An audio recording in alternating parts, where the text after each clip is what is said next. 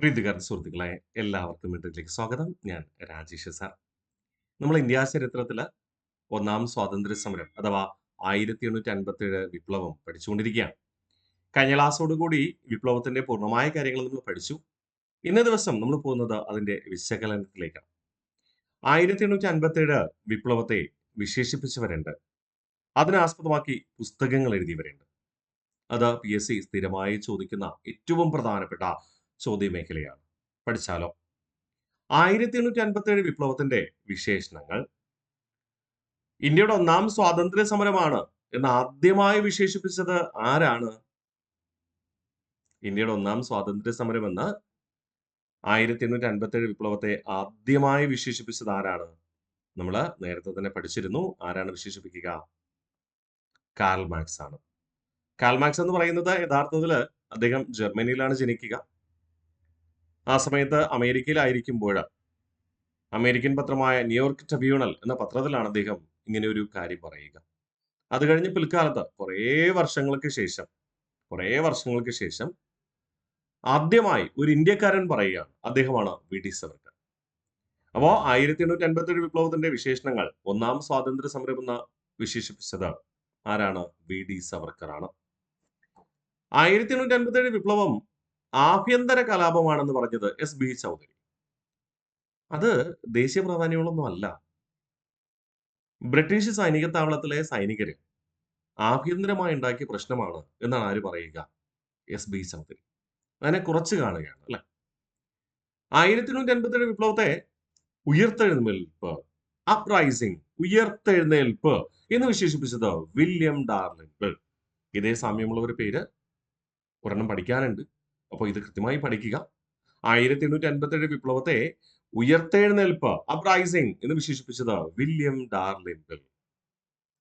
സ്വാതന്ത്ര്യത്തിന് വേണ്ടിയുള്ള യുദ്ധം എന്ന് വിശേഷിപ്പിച്ചത് എസൻസൺ.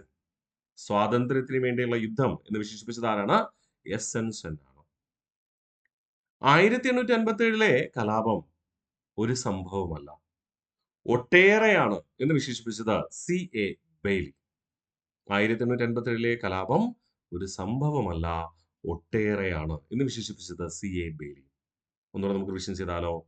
1857 വിപ്ലവത്തിന്റെ വിശേഷണങ്ങൾ: ഒന്നാം സ്വാതന്ത്ര്യ സമരം എന്ന് വിളിച്ചത് വി.ഡി. സവർക്കർ, ആഭ്യന്തര കലാപം എന്ന് വിളിച്ചത് എസ്.ബി. ചൗധരി, ഉയിർത്തെഴുന്നേൽപ്പ് എന്ന് വിളിച്ചത് വില്യം ഡാർലിംഗിൾ, സ്വാതന്ത്ര്യത്തിന് വേണ്ടിയുള്ള യുദ്ധം എന്ന് വിളിച്ചത് എസൻസൺ ആണ്.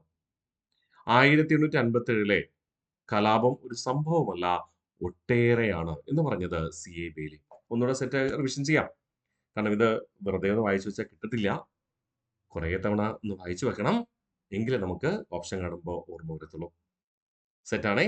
അപ്പോൾ 1857 വിപ്ലവത്തെ ഒന്നാം സ്വാതന്ത്ര്യ സമരം എന്ന് വിളിച്ചത് വി.ഡി. സവർക്കർ ആണ്. 1857 വിപ്ലവത്തെ ആഭ്യന്തര കലാപം എന്ന് വിളിച്ചത് എസ്.ബി. ചൗധരി. 1857 വിപ്ലവത്തെ ഉയിർത്തെഴുന്നേൽപ്പ് എന്ന് വിളിച്ചത് വില്യം ഡാർലിംഗിൾ. 1857 വിപ്ലവത്തെ സ്വാതന്ത്ര്യത്തിന് വേണ്ടിയുള്ള യുദ്ധം എന്ന് വിളിച്ചത് എസൻസൺ. 1857 വിപ്ലവത്തെ എന്ത് ചെയ്തു? 1857 വിപ്ലവം ഒരു സംഭവമല്ല, ഒട്ടേറെയാണ് എന്ന് വിശേഷിപ്പിച്ചത് C.A. ബെയ്ലി. വിപ്ലവം ഒരു ദേശീയ സമരം എന്ന് വിളിച്ചത് ഡീസ്രലി. വീണ്ടും ഡീസ്രലി ഇങ്ങനെ വിശേഷിപ്പിക്കുന്നു: ദേശീയ ഉയർത്തെഴുന്നേൽപ്പ്, നാഷണൽ അപ്രൈസിംഗ്. ആ 1857 വിപ്ലവത്തെ ഒരു ദേശീയ സമരമെന്നും ദേശീയ ഉയർത്തെഴുന്നേൽപ്പെന്നും വിശേഷിപ്പിച്ചത് ഡീസ്രലിയാണ്.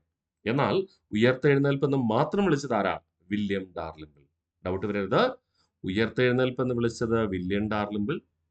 എന്നാൽ ദേശീയ ഉയർത്തെഴുന്നേൽപ്പ് എന്ന് വിളിച്ചതാകട്ടെ ഡീസ്രലിയും. ശിപായി ലഹള എന്ന് വിളിച്ചത് ജോൺ ലോറൻസും സീലി. 1857 വിപ്ലവത്തെ ശിപായി ലഹള, ശിപായികള് ആരംഭിച്ചത് എന്നർത്ഥത്തിൽ ശിപായി ലഹള എന്ന് വിളിച്ചത് ആരാണ്?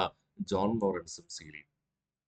1857 വിപ്ലവം യഥാർത്ഥത്തിൽ ഹിന്ദുക്കളും മുസ്ലിങ്ങളും ചേർന്ന് നടത്തിയ ഗൂഢാലോചനയാണ് എന്ന് തരം താഴ്ത്തിയത് ഔഡ്രാമാണ്.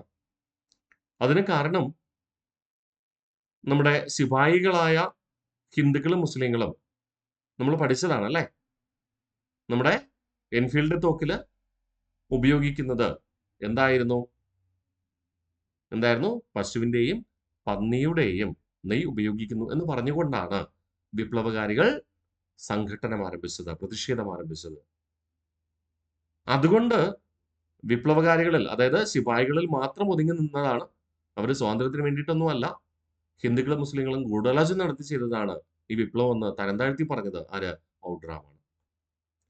ആദ്യത്തേതുമല്ല, രാജ്യത്തിന് വേണ്ടിയുള്ളതുമല്ല, സ്വാതന്ത്ര്യത്തിന് വേണ്ടിയും അല്ലാതെയുള്ള സമരം എന്ന് വിശേഷിപ്പിച്ചത് RC മജുംദാർ. വിശേഷിപ്പിച്ചതെന്ന് പറയാൻ പറ്റില്ല, വിമർശിച്ചതെന്ന് പറയേണ്ടി വരും അല്ലെ.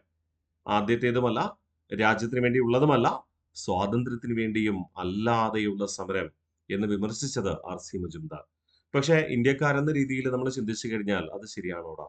ഒരിക്കലുമല്ല. 1857 വിപ്ലവം തുടക്കം കുറിച്ചത് ശിപായികളാണ്, ശരിയാണ്. അതിന് കാരണമായത് പന്നിയുടെയും പശുവിന്റെയും കൊഴുപ്പ് ഉപയോഗിച്ചു എന്നതൊക്കെ തന്നെയാണ്. അതൊക്കെ സമ്മതിക്കുന്നു. പക്ഷേ അവരെന്തിനു വേണ്ടിയാണ് ആ ഒരു വിപ്ലവത്തിന് ഇറങ്ങിത്തിരിച്ചത്? ബ്രിട്ടീഷുകാരുടെ ആധിപത്യത്തിനെതിരെയല്ലേ? അതുകൊണ്ടല്ലേ ബ്രിട്ടീഷ് ആധിപത്യത്തിനെതിരെ ബ്രിട്ടീഷുകാർ തങ്ങളുടെ ഭരണാധികാരിയല്ല എന്ന് പ്രഖ്യാപിച്ചുകൊണ്ട് തങ്ങളുടെ ഭരണാധികാരി, ഇവിടുത്തെ പ്രമുഖ രാജാവായ മുഗൾ ഭരണാധികാരി ബഹദൂർ ഷാ രണ്ടാമൻ എന്ന വിപ്ലവകാരികൾ പ്രഖ്യാപിച്ചത്? അപ്പോ അവിടെ സ്വാതന്ത്ര്യം യാഥാർത്ഥ്യമല്ലേ? യാഥാർത്ഥ്യമാണ്.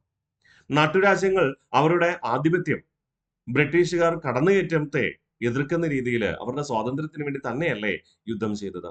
തീർച്ചയായിട്ടും. അപ്പോ RC മജുംദാർ വിമർശിച്ചതാണ് 1857 വിപ്ലവത്തെ. ചരിത്രപരമായി ഇന്ത്യക്കാരെന്ന നിലയിൽ നമുക്കത് അംഗീകരിക്കാൻ കഴിയില്ല എങ്കിലും അങ്ങനെ അദ്ദേഹം പറഞ്ഞതുകൊണ്ട് PSC ചോദിക്കും, നമുക്ക് പഠിക്കണം. ഓക്കെ. അപ്പോ വിപ്ലവം ഒരു ദേശീയ സമരം എന്ന് വിളിച്ചത് ഡീസറലിയാണ്. ദേശീയ ഉയർത്തെഴുന്നേൽപ്പ് എന്ന് വിളിച്ചത് ഡീസറലിയാണ്. ശിപായി ലഹള എന്ന് വിളിച്ചത് ജോൺ ലോറൻസും സീലിയുമാണ്. ഹിന്ദു മുസ്ലിം ഗൂഢാലോചന എന്ന് വിളിച്ചത് ഔഡ്രാമാണ്. ആദ്യത്തേതുമല്ല, രാജ്യത്തിന് വേണ്ടിയുള്ളതും അല്ല, സ്വാതന്ത്ര്യത്തിന് വേണ്ടിയും അല്ലാതെയുള്ള സമരം എന്ന് വിളിച്ചത് RC മജുംദാറാണ്. ഒന്നുകൂടെ നമുക്ക് റിവിഷൻ ചെയ്ത് ഉറപ്പിച്ചാലോ? സെറ്റാക്കണ്ടേ?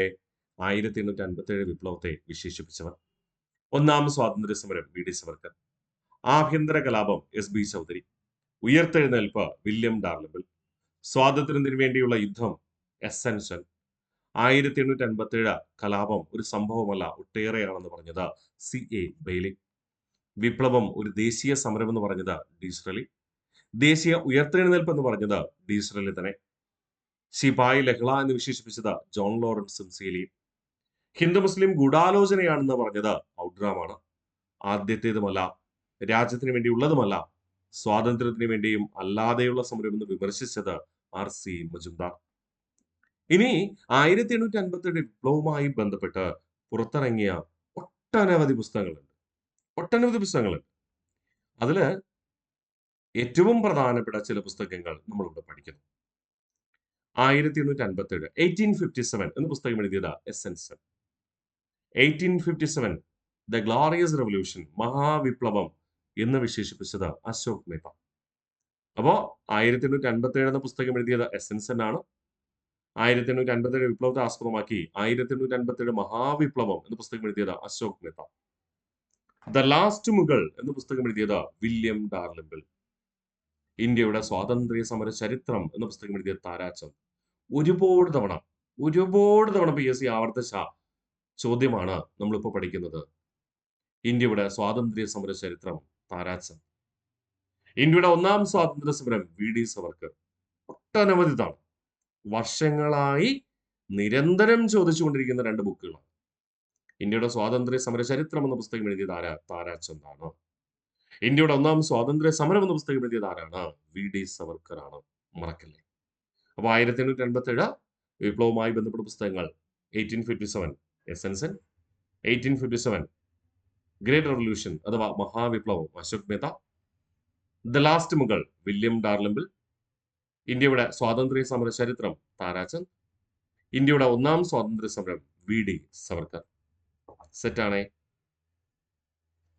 ഗുഡ്. ഇനി നമ്മൾ പറയുന്നു ശിപായി ലഹളയും 1857 വിപ്ലവവും. RC മജുംദാർ ഇദ്ദേഹമാണ്. നമ്മൾ നേരത്തെ പറഞ്ഞു RC മജുംദാർ എന്തെന്ന് വിശേഷിപ്പിച്ചിട്ടുണ്ട്? 1857 വിപ്ലവത്തെ ആദ്യത്തേതുമല്ല, രാജ്യത്തിന് വേണ്ടി ഉള്ളതുമല്ല, സ്വാതന്ത്ര്യത്തിന് വേണ്ടിയും അല്ലാതെയുള്ള സമരം എന്ന് വിളിച്ചത് ആരാണ്? RC മജുംദാറാണ്. ആ RC മജുംദാർ എഴുതിയ പുസ്തകമാണെന്ത്? ശിപായി ലഹളയും 1857 വിപ്ലവവും. അത് ദേശീയ സമരമല്ല എന്ന് പറഞ്ഞു. ആദ്യത്തേതല്ല എന്ന് പറഞ്ഞു. രാജ്യത്തിന് വേണ്ടിയുള്ളതല്ല എന്ന് പറഞ്ഞു. വിമർശിക്കുകയാണ് അദ്ദേഹം ഈ പുസ്തകത്തിലൂടെ ചെയ്യുക. ഹിസ്റ്ററി ഓഫ് ഇന്ത്യൻ മ്യൂട്ടിനി എന്ന പുസ്തകം എഴുതിയത് TR ഹോംസ്. ഇതും ഒരുപാട് തവണ PSC ആവർത്തിച്ച ചോദ്യമാണ് കേട്ടോ. എന്താണ്? History of Indian mutiny TR Holmes. History of Indian mutiny TR Holmes. Indian mutiny എന്ന പുസ്തകം എഴുതിയത് SP ചൗധരി. SB ചൗധരി കേട്ടോ. SB ചൗധരിയാണേ. ഇന്ത്യൻ മ്യൂട്ടിനി എന്ന പുസ്തകം എഴുതിയത് SB Chaudhuri. Queen of Jhansi എന്ന പുസ്തകം എഴുതിയത് മഹേശ്വേതാ ദേവി. അപ്പോ ഹിസ്റ്ററി ഓഫ് ഇന്ത്യൻ മ്യൂട്ടിനി എന്ന പുസ്തകം എഴുതിയത് TR ഹോംസ്. ഇന്ത്യൻ മ്യൂട്ടിനി എന്ന പുസ്തകം എഴുതിയത് SB Chaudhuri. SB Chaudhuri. Queen of Jhansi എന്ന പുസ്തകം എഴുതിയത് മഹേശ്വേതാ ദേവിയാണ്. മഹേശ്വേതാ ദേവിയാണ്. പിന്നെ പറയുന്നു അമൃതം തേടി എന്ന പുസ്തകം എഴുതിയത് മലയാളിയായ മലയാറ്റൂർ രാമകൃഷ്ണൻ. 1887 വിപ്ലവത്തെ ആസ്പദമാക്കി അമൃതം തേടി എന്ന രചന നിർവഹിച്ചത് മലയാറ്റൂർ രാമകൃഷ്ണനാണ്. അപ്പൊ ശിപായി ലഹളയും 1857 വിപ്ലവം എന്ന് പറഞ്ഞ എന്ന പുസ്തകം എഴുതിയത് RC Majumdar. History of Indian mutiny എന്ന പുസ്തകം എഴുതിയത് TR ഹോംസ്. ഇന്ത്യൻ മ്യൂട്ടിനി എന്ന പുസ്തകം എഴുതിയത് SB ചൗധരി. ഈ SB ചൗധരിയാണ് ഇന്ത്യൻ മ്യൂട്ടിനി ആഭ്യന്തര കലാപം എന്ന് വിശേഷിപ്പിച്ചത് അല്ലെ. ക്യൂൺ ഓഫ് ഝാൻസി എന്ന പുസ്തകം എഴുതിയത് മഹേശ്വേത ദേവിയാണ്. ആ മഹേശ്വേത ദേവി എഴുതിയ ഝാൻസി റാണിയെ കുറിച്ചുള്ള ചരിത്രമാണ് പിൽക്കാലത്ത് സിനിമയ്ക്ക് ആധാരമായി മാറിയത്. ഓക്കെ, അപ്പോൾ വളരെ പ്രാധാന്യമുണ്ട്. അത് ഒരുപാട് തവണ PSC ആവർത്തിച്ചിട്ടുണ്ട്. അതുപോലെ അമൃതം തേടിയും പ്രധാനപ്പെട്ട PSC ചോദ്യമാണ്. 1857 വിപ്ലവത്തെ ആസ്പദമാക്കി മലയാറ്റൂർ രാമകൃഷ്ണൻ എഴുതിയ കൃതി എന്നാണ് അമൃതം തേടി. ഒന്ന് റിവിഷൻ ചെയ്താലോ? 1857 വിപ്ലവവുമായി ബന്ധപ്പെട്ട പുസ്തകങ്ങൾ പൂർണ്ണമായി നമുക്ക് സെറ്റ് ചെയ്യാം. 1857 എസൻസ്. 1857 മഹാവിപ്ലവം Ashok Mehta. The last Mughal William Dalrymple. ഇന്ത്യയുടെ സ്വാതന്ത്ര്യ സമര ചരിത്രം താരാചന്ദ്. ഇന്ത്യയുടെ ഒന്നാം സ്വാതന്ത്ര്യ സമരം VD സവർക്കർ. ശിപായി ലഹളയും 1857 വിപ്ലവവും RC Majumdar. History of Indian mutiny TR Holmes. Indian mutiny SB Chaudhuri. Queen of Jhansi Mahasweta Devi. Amritham Thedi Malayattoor Ramakrishnan. ഒന്നുകൂടെ നമുക്ക് റിവിഷൻ ചെയ്ത് സെറ്റ് ചെയ്താലോ? അപ്പോ വിശേഷണങ്ങൾ നമ്മൾ 2 സ്ലൈഡിലാണ് പഠിച്ചത്. പുസ്തകങ്ങൾ 2 സ്ലൈഡ് പൂർണ്ണമായിട്ട് നമുക്ക് സെറ്റ് ചെയ്യാം. 1857 വിപ്ലവത്തെ ഒന്നാം സ്വാതന്ത്ര്യ സമരം എന്ന് വിളിച്ചത് VD സവർക്കറാണ്. 1857 വിപ്ലവത്തെ ആഭ്യന്തര കലാപം എന്ന് വിളിച്ചത് SB ചൗധരി.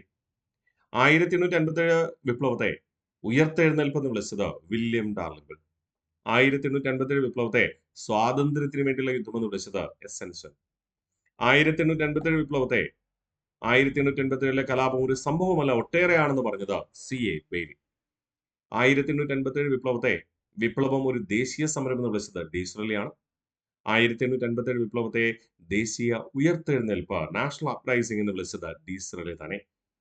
1857 വിപ്ലവത്തെ ശിപായി ലഹള എന്ന് വിളിച്ചത് ജോൺ ലോറൻസൺ സീലി. 1857 വിപ്ലവത്തെ ഹിന്ദു മുസ്ലിം ഗൂഢാലോചന എന്ന് വിളിച്ചത് ഔഡ്രാമാണ്.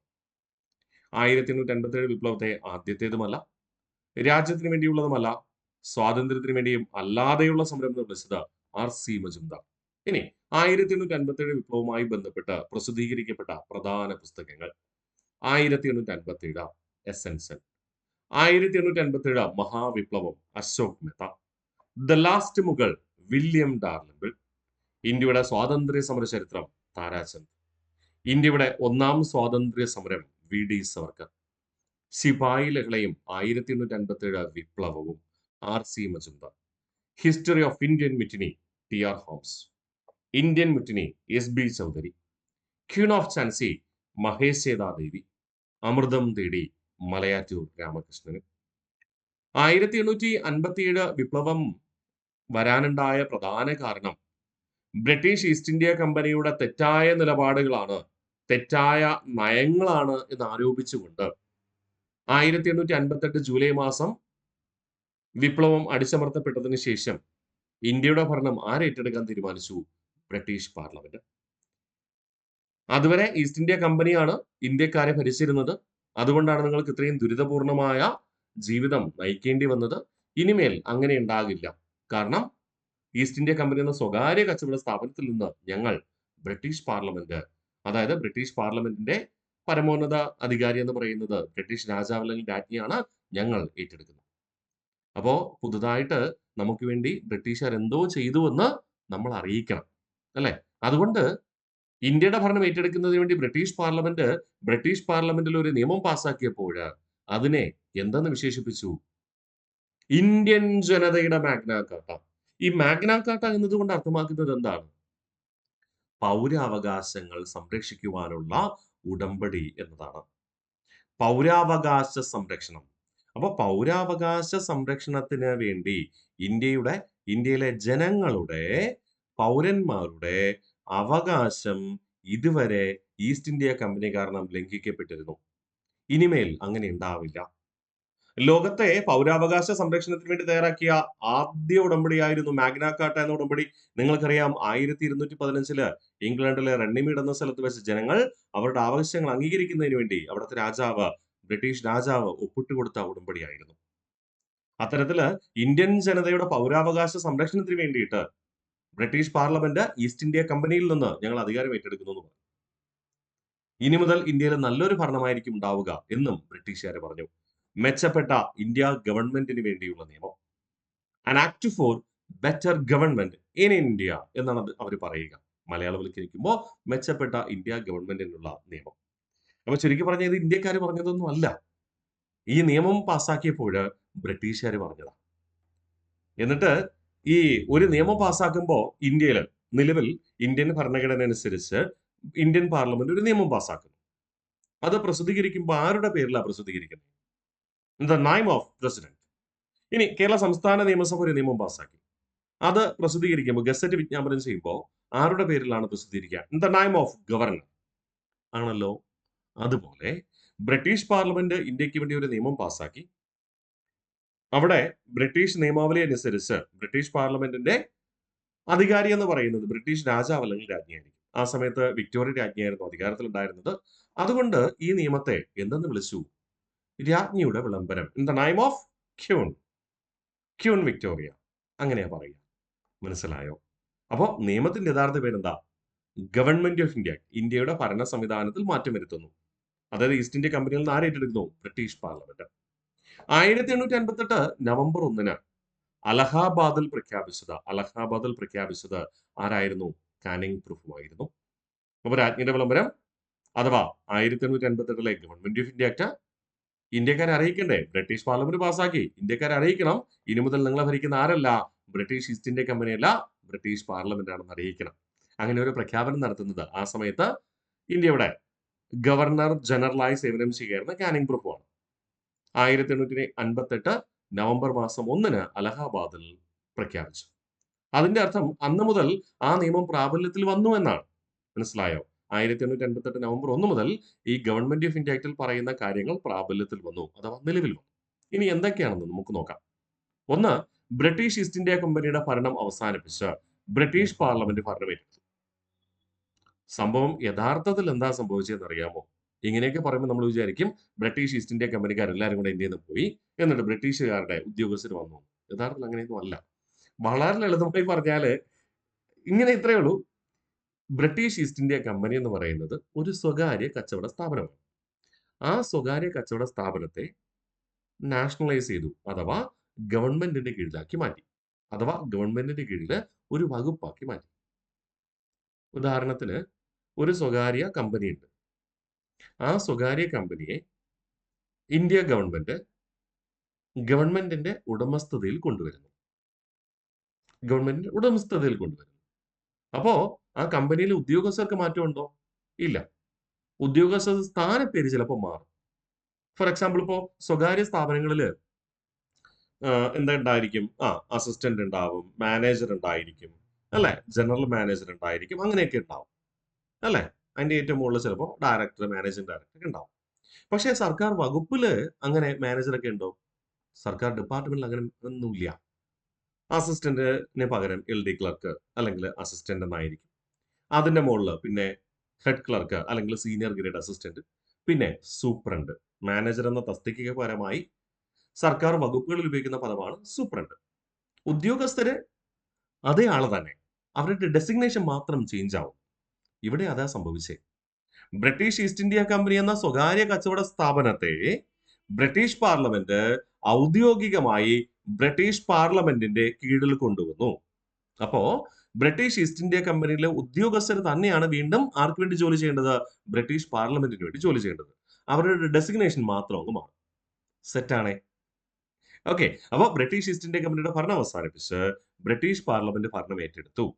എന്നിട്ട് നമ്മൾ പറയുന്നു board of control, court of directors എന്നീ പദവികൾ നിർത്തലാക്കി. എന്ന് പറഞ്ഞാൽ 1784 നമ്മൾ വൈസ്രോമാരൊക്കെ പഠിച്ചപ്പോൾ പഠിച്ചാണ്. 1784 ബ്രിട്ടീഷ് ഈസ്റ്റ് ഇന്ത്യ കമ്പനിയെ നിയന്ത്രിക്കുന്നതിന് വേണ്ടി കൊണ്ടുവന്നതായിരുന്നു പിറ്റ്സ് ഇന്ത്യ ആക്ട്. അതായത് കൃത്യമായി അവരുടെ കണക്കുകളൊക്കെ ഓഡിറ്റ് ചെയ്യണം, കൃത്യമായി അവരുടെ നടപടികൾ വിലയിരുത്തണം, അവർ ചെയ്യുന്ന ജുഡീഷ്യൽ വിചാരണകൾ കൃത്യമായി ഓഡിറ്റ് ചെയ്യണം തുടങ്ങിയ കാര്യങ്ങൾക്ക് വേണ്ടിയിട്ട്. ഒന്ന് ബോർഡ് ഓഫ് കൺട്രോളും, രണ്ട് കോർട്ട് ഓഫ് ഡയറക്ടേഴ്സും. നീതിന്യായ വ്യവസ്ഥ കൺട്രോൾ ചെയ്യാൻ വേണ്ടിയിട്ട് കോർട്ട് ഓഫ് ഡയറക്ടേഴ്സ് വന്നു. പിന്നെ ബോർഡ് ഓഫ് കൺട്രോൾ എന്ന് പറയുന്നത് ഓഡിറ്റ് ചെയ്യുന്നതിന് വേണ്ടിയിട്ട്. നിലവിൽ അതിന്റെ ആവശ്യമുണ്ടോ? ഇല്ല. കാരണം ഈസ്റ്റ് ഇന്ത്യ കമ്പനി സ്വകാര്യ സ്ഥാപനമായിരുന്ന സമയത്ത് ഓഡിറ്റിന്റെ ആവശ്യമുണ്ട്. നിലവിൽ എന്താണ്? സർക്കാർ വകുപ്പാണ്. മേൽനോട്ടം മാത്രം മതി. അല്ലെ? അപ്പോൾ അതുകൊണ്ട് അത് രണ്ടും ഒഴിവാക്കപ്പെട്ടു. പകരം secretary of state for India എന്ന പദവി നിലവിൽ വന്നു. എന്ന് പറഞ്ഞാൽ ഇന്ത്യയെ ബ്രിട്ടൻ എന്ന രാജ്യത്തിന്റെ ഒരു ഭൂപ്രദേശമായിട്ട് കണക്കാക്കി. ഇന്ത്യ എന്ന രാജ്യത്തെ ബ്രിട്ടൻ എന്ന സാമ്രാജ്യത്തിന്റെ ഒരു ഭൂപ്രദേശമായി കണക്കാക്കി. ഇപ്പോ ഇന്ത്യ എന്ന് പറയുന്ന രാജ്യത്തിലെ ഒരു ഭൂപ്രദേശമാണ് കേരളം. ശരിയാണേ. ഇന്ത്യയിൽ ഒരു മന്ത്രിസഭയുണ്ട്, കേന്ദ്ര മന്ത്രിസഭ. ആ കേന്ദ്ര മന്ത്രിസഭയില് മന്ത്രിമാരുണ്ട്, പാർലമെന്റ് അംഗങ്ങളുണ്ട്, അല്ലെ? മന്ത്രിമാരുണ്ട്. കേരള സംസ്ഥാനത്തിന് വേണ്ടി എന്തെങ്കിലും നിയമം പാർലമെന്റിൽ നിർമ്മിക്കണമെന്നുണ്ടെങ്കിൽ, ഗവൺമെന്റ് ഇനിഷ്യേറ്റീവ് എടുത്ത് നിർമ്മിക്കണമെന്നുണ്ടെങ്കിൽ എന്ത് ചെയ്യണം? കേരളത്തെക്കുറിച്ചുള്ള കാര്യങ്ങൾ കേന്ദ്ര മന്ത്രിസഭയ്ക്ക് അറിയണം. അതുകൊണ്ട് തന്നെ കേന്ദ്ര മന്ത്രിസഭയില് ഓരോ സംസ്ഥാനങ്ങൾക്കും ചുമതല നൽകിയിട്ടുള്ള മന്ത്രിമാരുണ്ടാകും. അവരെ മിനിസ്റ്റേഴ്സ് ഓഫ് ദ സ്റ്റേറ്റ് എന്നാണ് വിളിക്കുക. എന്താണ് വിളിക്കുക? Ministers of the state. ഇപ്പൊ നിലവിലെ കേരള സംസ്ഥാനത്തിന്റെ ചുമതലയുള്ള മിനിസ്റ്റർ ഓഫ് സ്റ്റേറ്റ് എന്ന് പറയുന്നത് സുരേഷ് ഗോപിയാണ്.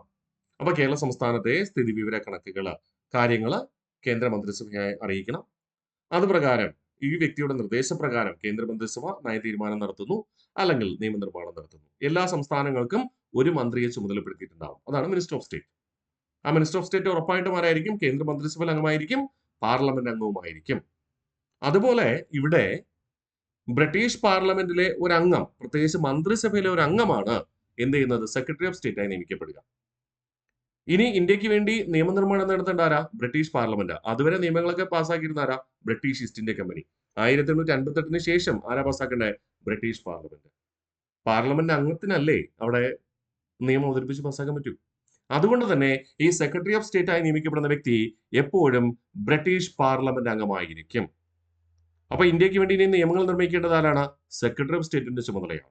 അതുകൊണ്ട് തന്നെ 1858 ശേഷം നമ്മൾ പല നിയമങ്ങളും പഠിക്കുമ്പോൾ ആ കാലഘട്ടത്ത് ആരാണോ സെക്രട്ടറി ഓഫ് സ്റ്റേറ്റ് അദ്ദേഹത്തിന്റെ പേരോട് ചേർത്ത് പറയും. ഫോർ എക്സാമ്പിൾ മിന്റോ മോർലി ഭരണപരിഷ്കാരം. മിന്റോ വൈസ്രോയി ആയിരുന്നു, മോർലി സെക്രട്ടറി ഓഫ് സ്റ്റേറ്റ് ആണ്. 1919 ഗവൺമെന്റ് ഓഫ് ഇന്ത്യ ആക്ട് എന്ന് വിളിക്കും? Montagu Chelmsford ഭരണപരിഷ്കാരം. ചെംസ്ഫോർഡ് അത് ഇവിടുത്തെ വൈസ്രോയി ആയിരുന്നു, മൊണ്ടേഗു എന്ന് പറയുന്നത് സെക്രട്ടറി ഓഫ് സ്റ്റേറ്റ് ആണ്. ശരിയല്ലേ? അപ്പൊ ഇന്ത്യക്ക് വേണ്ടി നിയമങ്ങൾ നിർമ്മിക്കേണ്ടത് ആരുടെ ചുമതലയാ? Secretary of state. ആ നിയമങ്ങൾ പാസ്സാക്കി കഴിഞ്ഞാൽ അത് പ്രാബല്യത്തിൽ കൊണ്ടുവരേണ്ടതാണ് ആര്? വൈസ്രോയി എന്ന് പറയുക. അങ്ങനെ ബോർഡ് ഓഫ് കൺട്രോളും കോർട്ട് ഓഫ് ഡയറക്ടേഴ്സും 1858 ഗവൺമെന്റ് ഓഫ് ഇന്ത്യ ആക്ട് പ്രകാരം നിർത്തലാക്കി. പകരം എന്ത് കൊണ്ടുവന്നു? Secretary of the state. Secretary of state for India. ആദ്യത്തെ വ്യക്തി, secretary of state for India നിയമിക്കപ്പെട്ട ആദ്യ വ്യക്തി എന്ന് പറയുന്നത് എഡ്വേർഡ് ഹെൻറി സ്റ്റാൻലി. ആരാണ്? Edward Henry Stanley. ഏറ്റവും കൂടുതൽ കാലം സേവനം ചെയ്തത് ആരാണ്? George Hamilton. ആദ്യ വ്യക്തി എന്ന് പറയുന്നത് എഡ്വേർഡ് ഹെൻറി സ്റ്റാൻലി. ഏറ്റവും കൂടുതൽ കാലം സേവനം ചെയ്തത് ജോർജ് ഹാൽമിൽട്ടൺ. അവസാന വ്യക്തി എന്ന് പറയുന്നതോ വില്യം ഫ്രാൻസിസ് ഹാരെ. അവസാന വ്യക്തി എന്ന് പറയുന്ന ആരാണ്? William Francis Hare. സെറ്റാണേ. അപ്പോ secretary of state for India എന്ന പദവി നിലവിൽ വന്നു. ആദ്യ വ്യക്തി എന്ന് പറയുന്നത് എഡ്വേർഡ് ഹെൻറി സ്റ്റാൻലി ആണ്. ഏറ്റവും കൂടുതൽ കാലം സേവനം ചെയ്തത് ജോർജ് ഹാൽമിൽട്ടൺ ആണ്. അവസാന വ്യക്തി എന്ന് പറയുന്നത് വില്യം ഫ്രാൻസിസ് ഹാരെയും. സെറ്റാണേ. അപ്പൊ 1858 ഗവൺമെന്റ് ഓഫ് ഇന്ത്യ ആക്ട് എന്നോട് പറയാം. ഗവർണർ ജനറൽ തസ്തിക എന്തായിട്ട് മാറുന്നു? വൈസ്രോയി ആയിട്ട് മാറുന്നു. അങ്ങനെയാണ് കാനിങ് പ്രൂഫ് എന്തായിട്ട് മാറുക? വൈസ്രോയി ആയിട്ട് മാറുക. അത് ആൾറെഡി നമ്മൾ പഠിച്ചതാണ് വൈസ്രോയിമാർ പഠിച്ചപ്പോൾ. അതുകൊണ്ട് അത് ഉൾപ്പെടുത്തിയിട്ടില്ല. നിങ്ങളുടെ മനസ്സിലുണ്ടെന്ന് ഞാൻ കരുതുന്നു. 1858 ഗവൺമെന്റ് ഓഫ് ഇന്ത്യ അഥവാ രാജ്ഞിയുടെ വിളംബരം. 1858 നവംബർ 1 അലഹാബാദിൽ പ്രഖ്യാപിച്ചത് കാനിംഗ് പ്രൂഫാണ്. ബ്രിട്ടീഷ് ഈസ്റ്റ് ഇന്ത്യ കമ്പനിയുടെ ഭരണം അവസാനിപ്പിച്ച് ബ്രിട്ടീഷ് പാർലമെന്റ് ഭരണമേറ്റെടുത്തു. വിശേഷണങ്ങൾ: ഇന്ത്യൻ ജനതയുടെ മാഗ്ന കാർട്ട, മെച്ചപ്പെട്ട ഇന്ത്യ ഗവൺമെന്റിന് വേണ്ടിയുള്ള നിയമം, board of control, court of directors എന്നീ പദവികൾ നിർത്തലാക്കി. Secretary of state for India എന്ന പദവി പകരം നിലവിൽ വന്നു. അങ്ങനെ നിയമിക്കപ്പെട്ട ആദ്യ സെക്രട്ടറി ഓഫ് സ്റ്റേറ്റ് എന്ന് പറയുന്നത് എഡ്വേർഡ് ഹെൻറി സ്റ്റാൻലിയാണ്. ഏറ്റവും കൂടുതൽ കാലം സെക്രട്ടറി ഓഫ് സ്റ്റേറ്റിന് സേവനം ചെയ്തത് ജോർജ് ഹാൽമിൽട്ടൺ. അവസാന വ്യക്തി എന്ന് പറയുന്നത് വില്യം ഫ്രാൻസിസ് ഹാരെ. വൈസ്രോയി എന്ന പദം ഗവർണർ ജനറൽ എന്ന പദം എന്തായിട്ട് മാറി? വൈസ്രോയി ആയിട്ട് മാറി. ഗവർണർ ജനറൽക്ക് സ്വന്തമായി നിയമനിർമ്മാണത്തിനുള്ള അധികാരമുണ്ടായിരുന്നു. എന്നാൽ വൈസ്രോയിക്ക് സ്വന്തമായി നിയമനിർമ്മാണ അധികാരമുണ്ടോ? ഇല്ല. പകരം ആര് ചെയ്യണം? ഇന്ത്യക്ക് വേണ്ടി എന്തെങ്കിലും നിയമം പാസ്സാക്കണമെങ്കിൽ ആരാ പാസ്സാക്കേണ്ടത്? Secretary of state for India. Okay, ഇനി നമ്മൾ 1857 വിപ്ലവം ഇവിടെ പൂർത്തീകരിച്ചു. അതുമായി ബന്ധപ്പെട്ട ചില കാര്യങ്ങളോട് നമുക്കൊന്ന് നോക്കാം. ഒന്നാം സ്വാതന്ത്ര്യ സമരത്തിലെ അഥവാ 1857 വിപ്ലവത്തിലെ ആദ്യ രക്തസാക്ഷി എന്ന് പറയുന്നത് മംഗൾ പാണ്ഡെയാണ്. നമുക്ക് എല്ലാവർക്കും അറിയാം അല്ലെ? 1857 വിപ്ലവത്തിലെ ആദ്യ രക്തസാക്ഷി എന്ന് പറയുന്നത് മംഗൾ പാണ്ഡെയാണ്, സംശയമില്ല. എന്നാൽ സ്വാതന്ത്ര്യ സമര ചരിത്രത്തിലെ ആദ്യ രക്തസാക്ഷി എന്ന് പറയുന്നത്, ആദ്യ മുസ്ലിം രക്തസാക്ഷി എന്ന് പറയുന്നത് അഷ്ഫഖ് ഉള്ള ഖാനാണ്. സ്വാതന്ത്ര്യ സമര ചരിത്രത്തിലെ ആദ്യ മുസ്ലിം രക്തസാക്ഷി അഷ്ഫഖ് ഉള്ള ഖാൻ. സ്വാതന്ത്ര്യ സമര ചരിത്രത്തിലെ ആദ്യത്തെ വനിതാ രക്തസാക്ഷി എന്ന് പറയുന്നത് പ്രീതിലത വധേക്കർ. സ്വാതന്ത്ര്യ സമര ചരിത്രത്തിലെ ആദ്യ വനിതാ രക്തസാക്ഷി എന്ന് പറയുന്നത് ആരാണ്? പ്രീതിലത വധേക്കർ. മറക്കില്ലല്ലോ മൂന്നും. ഒന്നാം സ്വാതന്ത്ര്യ സമര ചരിത്രത്തിലെ ആദ്യ രക്തസാക്ഷി മംഗൾ പാണ്ഡെ. എന്നാൽ ഇന്ത്യയുടെ സ്വാതന്ത്ര്യ സമര ചരിത്രത്തിലെ ആദ്യ രക്തസാക്ഷി അഷ്ഫഖ് ഉള്ള ഖാൻ. സ്വാതന്ത്ര്യ സമര ചരിത്രത്തിലെ ആദ്യ വനിതാ രക്തസാക്ഷി എന്ന് പറയുന്നത് പ്രീതിലത വധേക്കർ. സ്വാതന്ത്ര്യ സമര ചരിത്രത്തിലെ ദക്ഷിണേന്ത്യയിലെ ആദ്യ രക്തസാക്ഷി വാഞ്ചി അയ്യർ. സ്വാതന്ത്ര്യ സമര ചരിത്രത്തിലെ ദക്ഷിണേന്ത്യയിലെ ആദ്യ രക്തസാക്ഷി എന്ന് പറയുന്നത് വാഞ്ചി അയ്യർ. ഉപവാസം നടത്തി രക്തസാക്ഷിത്വം വരിച്ച സ്വാതന്ത്ര്യ സമര സേനാനിയാണ് ജതിൻ ദാസ്. ഉപവാസം നടത്തി രക്തസാക്ഷിത്വം വരിച്ച ആദ്യത്തെ സ്വാതന്ത്ര്യ സമര സേനാനി ജതിൻ ദാസ് ആണ്. സ്വാതന്ത്ര്യ സമര ചരിത്രത്തിലെ ഏറ്റവും പ്രായം കുറഞ്ഞ രക്തസാക്ഷി എന്ന് പറയുന്നത് ഖുദിറാം ബോസ് ആണ്. 19ാമത്തെ വയസ്സിലാണ് അദ്ദേഹത്തെ തൂക്കിലേറ്റുക. 19ാമത്തെ വയസ്സിലാണ് തൂക്കിലേറ്റുക. ഓക്കെ, അപ്പൊ സ്വാതന്ത്ര്യ സമര ചരിത്രത്തിലെ ദക്ഷിണേന്ത്യയിലെ ആദ്യ രക്തസാക്ഷി വാഞ്ചിയാർ ആണ്. ഉപവാസം നടത്തി രക്തസാക്ഷിത്വം വരിച്ച ആദ്യ സ്വാതന്ത്ര്യ സമര സേനാനി ജതിൻ ദാസ് ആണ്. സ്വാതന്ത്ര്യ സമര ചരിത്രത്തിലെ ഏറ്റവും പ്രായം കുറഞ്ഞ രക്തസാക്ഷി എന്ന് പറയുന്നത് ഖുദിറാം ബോസും. ഇതൊക്കെ മുൻവർഷ ചോദ്യങ്ങളാണ് പ്രിയ വിദ്യാർത്ഥികളെ. അതുകൊണ്ട് പഠിക്കാതിരിക്കരുത്, ഇമ്പോർട്ടന്റ് ആണ്. അവസാനമായിട്ടാണ് കൂട്ടിച്ചേർത്തത്, എങ്കിലും പഠിക്കാതിരിക്കല്ലേ. ഒന്നുകൂടെ നമുക്ക് റിവിഷൻ ചെയ്ത് ഉറപ്പിച്ചാലോ? രക്തസാക്ഷികൾ. ഒന്നാം സ്വാതന്ത്ര്യ സമര ചരിത്രത്തിലെ ആദ്യ രക്തസാക്ഷി മംഗൾ പാണ്ഡെ. സ്വാതന്ത്ര്യ സമര ചരിത്രത്തിലെ ആദ്യ മുസ്ലിം രക്തസാക്ഷി അഷ്ഫഖ് ഉള്ള ഖാൻ. സ്വാതന്ത്ര്യ സമരത്തിലെ ആദ്യ വനിതാ രക്തസാക്ഷി പ്രീതിലത വധേക്കർ.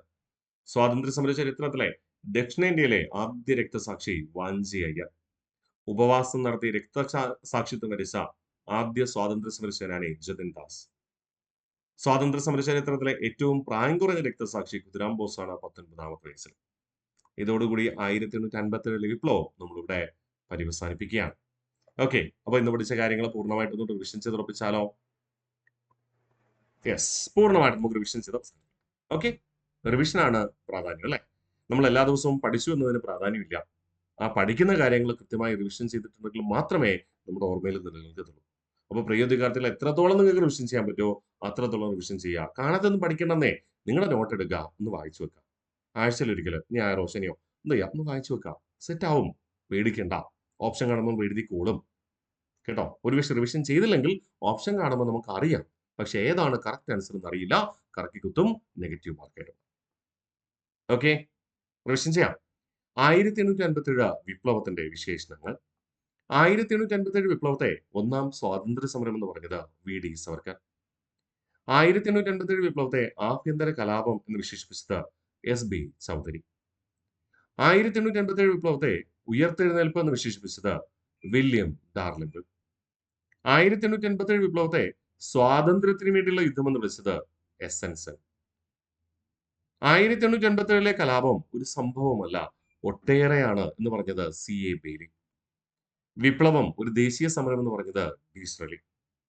ദേശീയ ഉയർത്തെഴുന്നേൽപ്പാണ് 1887 വിപ്ലവം എന്ന് പറഞ്ഞതും ഡീസറലി തന്നെ. 1887 വിപ്ലവത്തെ ശിപായി ലഹള എന്ന് വിശേഷിപ്പിച്ചത് ജോൺ ലോറൻസും സീലി. 1887 വിപ്ലവത്തെ ഹിന്ദു മുസ്ലിം ഗൂഢാലോചന എന്ന് വിമർശിച്ചത് ഔഡ്രാം. 1887 വിപ്ലവത്തെ ആദ്യത്തേതുമല്ല, രാജ്യത്തിന് വേണ്ടിയും ഉള്ളതുമല്ല, സ്വാതന്ത്ര്യത്തിന് വേണ്ടിയും അല്ലാതെയുള്ള സമരം എന്ന് വിമർശിച്ചത് ആരാണ്? RC മജുംദാർ. 1857 വിപ്ലവവുമായി ബന്ധപ്പെട്ട പ്രധാന പുസ്തകങ്ങൾ: 1857 എസെൻസൻ, 1857 മഹാവിപ്ലവം Ashok Mehta, the last Mughal William Dalrymple, ഇന്ത്യയുടെ സ്വാതന്ത്ര്യ സമര ചരിത്രം താരാചന്ദ്, ഇന്ത്യയുടെ ഒന്നാം സ്വാതന്ത്ര്യ സമരം VD സവർക്കർ, ശിപായി ലഹളയും 1857 വിപ്ലവവും RC Majumdar, history of Indian mutiny TR Holmes, Indian mutiny SB Chaudhuri, queen of Jhansi Mahasweta Devi, Amritham Thedi Malayattoor Ramakrishnan. രാജ്ഞിയുടെ വിളംബരം അഥവാ government of India act 1888. 1888 November 1 അലഹാബാദിൽ പ്രഖ്യാപിച്ചത് അപ്പോഴത്തെ ഗവർണർ ജനറലായ കാനിംഗ് പ്രഭു ഗവർണർ ജനറൽ എന്ന തസ്തിക എന്തായിട്ട് മാറ്റപ്പെട്ടു? വൈസ്രോയി ആയിട്ട്. ബ്രിട്ടീഷ് ഈസ്റ്റ് ഇന്ത്യ കമ്പനിയുടെ ഭരണം അവസാനിപ്പിച്ച് ബ്രിട്ടീഷ് പാർലമെന്റ് ഭരണം ഏറ്റെടുത്തു. ബ്രിട്ടീഷ് പാർലമെന്റ് ഈ നിയമത്തെ എങ്ങനെ വിളിച്ചു? ഇന്ത്യൻ ജനതയുടെ മാഗ്ന കാർട്ട. കൂടാതെ അൻ act four better government in India, മെച്ചപ്പെട്ട ഇന്ത്യ ഗവൺമെന്റിന് വേണ്ടിയുള്ള നിയമം. Board of control, court of directors എന്നീ പദവികൾ 1784 പിറ്റ്സ് ഇന്ത്യ ആക്ട് പ്രകാരമാണ് ബ്രിട്ടീഷ് ഈസ്റ്റ് ഇന്ത്യ കമ്പനിയെ നിയന്ത്രിക്കുന്നതിന് വേണ്ടി കൊണ്ടുവന്നത്. ആ പിറ്റ്സ് ഇന്ത്യ ആക്ട് പ്രകാരം കൊണ്ടുവന്ന ഈ 2 സമിതികളും പിരിച്ചുവിട്ടു. പകരം secretary of state for India എന്ന പദവി, തസ്തിക നിലവിൽ വന്നു. Secretary of state for India എന്ന തസ്തികയിൽ നിയമിക്കപ്പെട്ട ആദ്യ വ്യക്തി എന്ന് പറയുന്നത് എഡ്വേർഡ് ഹെൻറി സ്റ്റാൻലിയാണ്. ഇന്ത്യയുടെ സെക്രട്ടറി ഓഫ് സ്റ്റേറ്റ് ആയി ഏറ്റവും കൂടുതൽ കാലം സേവനം ചെയ്തത് ജോർജ് ഹാൽമിട്ടൺ.